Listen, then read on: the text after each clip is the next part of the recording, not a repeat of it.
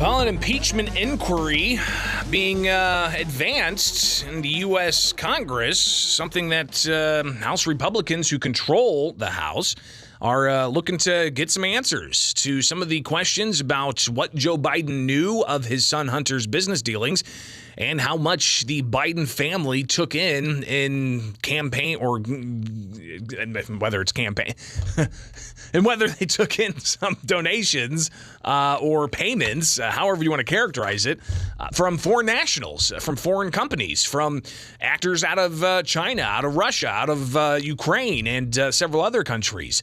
So this is something that's kind of fascinating to sit back and watch. As you know, an Illinois reporter, I just look at Illinois government, and I read a lot about how other outlets are reporting on Illinois government, and it's interesting to see how these things get reported. But what's really fascinating is looking at this particular story of the impeachment inquiry being announced and how the corporate press are practically reporting or not reporting on this.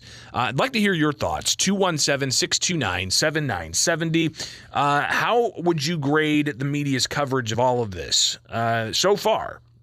Now, of course, one outlet has been doing a substantial amount of reporting on this for the past 3 or 4 years, if not longer, and that is Fox News. And people can quickly just say, "Oh, Fox News is right wing. It's right wing talking points." And listen, there's room for that, just as there's room for saying CNN is liberal propaganda, or saying MSNBC is liberal propaganda, or hearing stories out of ABC News or CBS Radio or wherever it may be. You're getting your news and you see what kinds of stories they're choosing to tell you about at the top of the hour, and this is absent from that. That's something I think, a truly honest, rational review can look at and say, there's clearly some bias going on here. And you got to think about the shoe on the other foot. It's not whataboutism, it's the shoe on the other foot. Because when there were impeachment proceedings started without an impeachment inquiry by the former House Speaker, Nancy Pelosi, against former President Donald Trump, not once but twice, they didn't do an impeachment inquiry. They just jumped right in and, you could say, I guess, without evidence, began to impeach the former president. Now, it's a different tact they're taking with this particular case. But what's also fascinating is to see just how the White House has been responding to this, putting out a memo to media outlets with a strategy. So this is fascinating because, again, you've got the White House trying to shrug this off while they send out a playbook of sorts.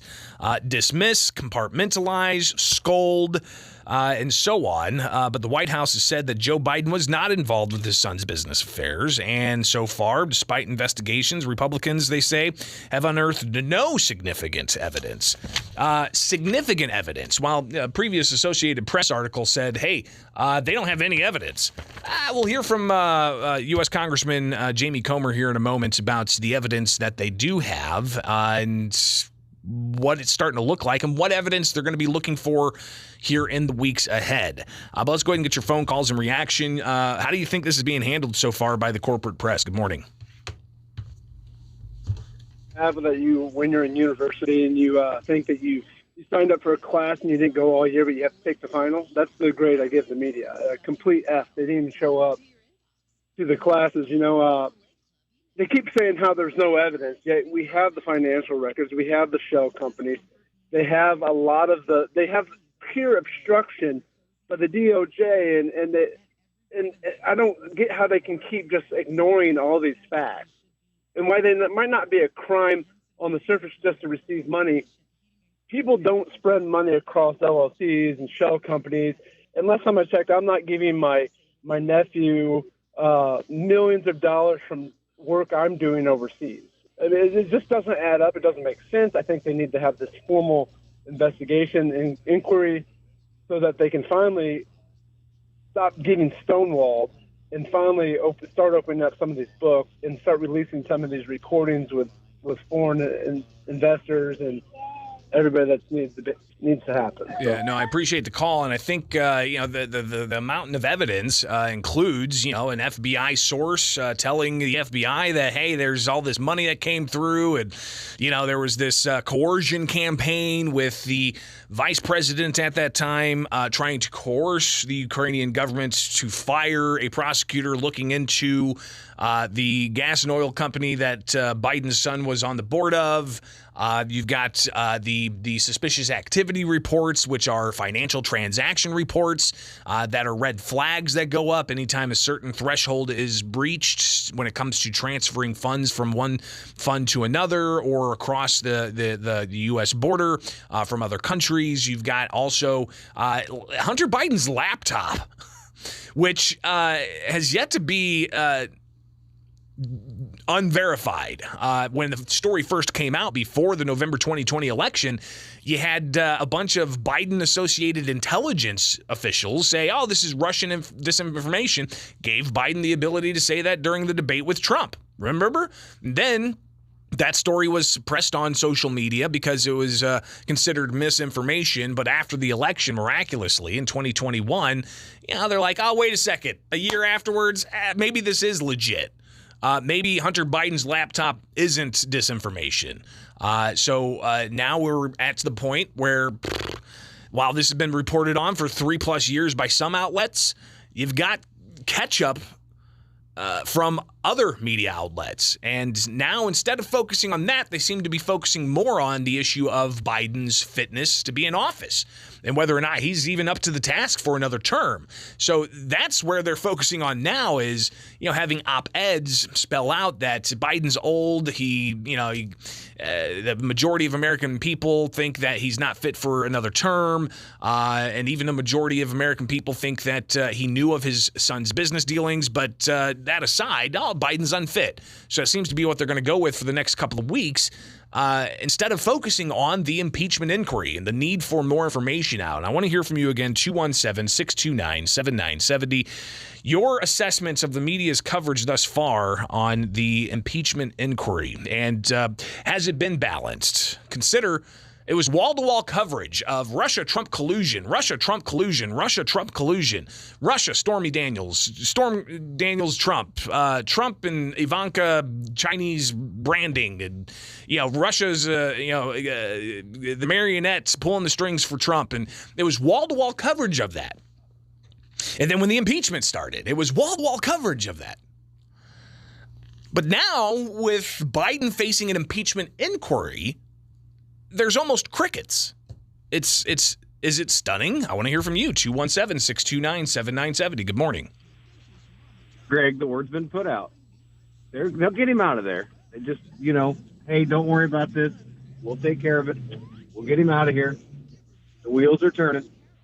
But no, it'll never be on national media like that. It'll be a quiet, God bless him, he had a fall, something, and hello, Kamala. Well, and I don't even know if that's going to be palatable.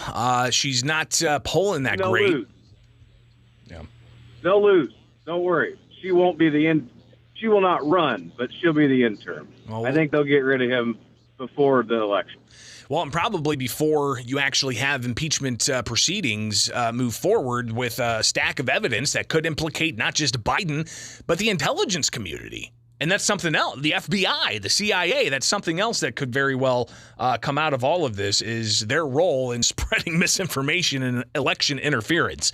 All right, let's hear what Jamie Comer had to say at a news conference yesterday about the media's coverage and just the stack of all kinds of evidence and what he says is what they're looking for now with an impeachment inquiry moving forward. Here is Jamie Comer from yesterday. These are very serious allegations. Associated Press just wrote a story that said there's no evidence of wrongdoing. What a disgrace to journalism. And I don't complain much. I'd take it.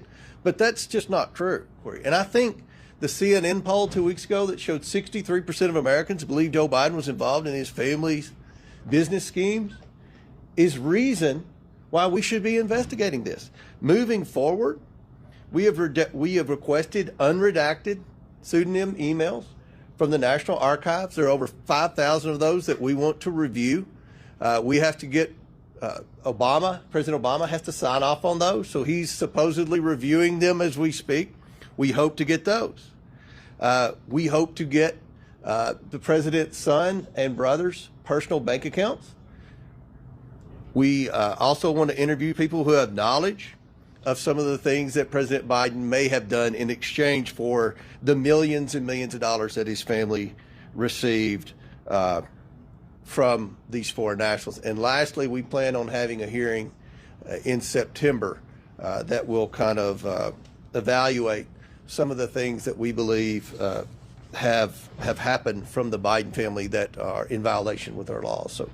So again, Jamie Comer, Congressman, talking about the impeachment inquiry and what they plan on doing in the weeks ahead. I'd like to hear from you at 217-629-7970. That's the phone number here. You can also email bishoponair@gmail.com or find me on X, formerly known as Twitter, Facebook, YouTube. You can comment that way. Again, just search Bishop on Air and make it happen.